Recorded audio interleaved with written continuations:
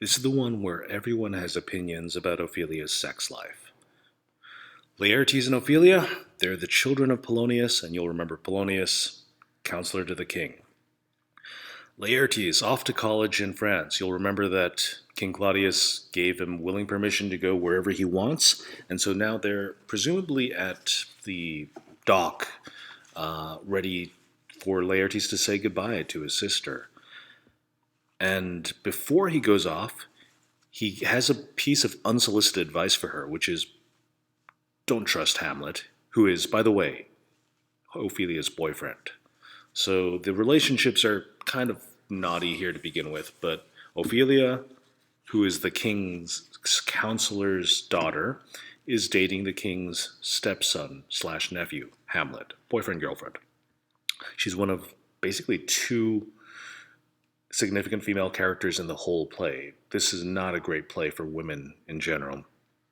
Not that it's too great for the men either, but I would say there's definitely some disadvantages to being women in this play. Laertes, perhaps projecting a little bit, tells his sister that you can't really trust his affections or, what he says. Like, take everything that he promises you in his love notes and whatever with a grain of thought. And whatever you do, like this reference to, like, sister, I don't know about you and your relationship with your siblings, but if my brother's telling me or, any sister of his to protect their chaste treasure, aka their virginity, you might be inclined to say, mind your own business.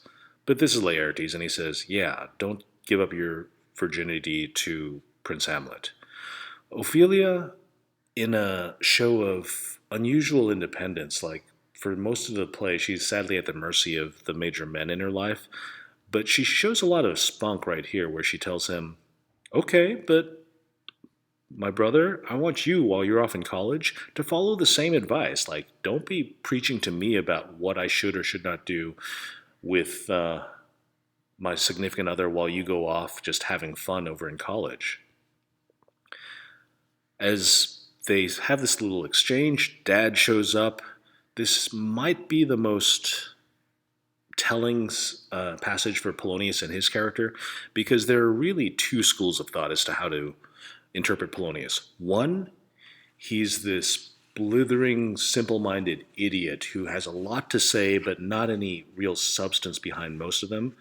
Or secondly, he's a calculating kind of spy master who always has reasons behind what he's saying and may simply just try to confuse folks by putting on the appearance of a blathering, dumb old man.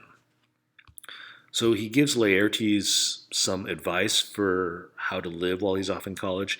I'm going to leave these to you to figure out because these are traditionally where English teachers say, read through here and summarize some of the advice he gives. Lots of symbolism here, lots of stuff which is famous in terms of language that's still used today in the English language. You might have seen, for example, be neither a borrower nor a lender be, which is, right here.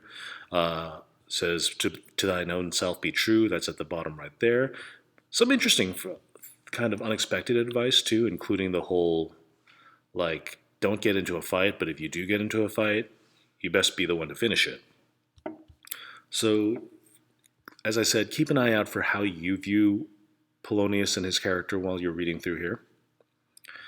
Laertes takes off. He's off to college. We're not going to see him again for a while. Polonius has some more advice for Ophelia, and it's essentially the same as brothers. It's like, what's going on between you and Hamlet? Are you guys doing it? And, Ophelia saying, well, he's been very affectionate to me lately.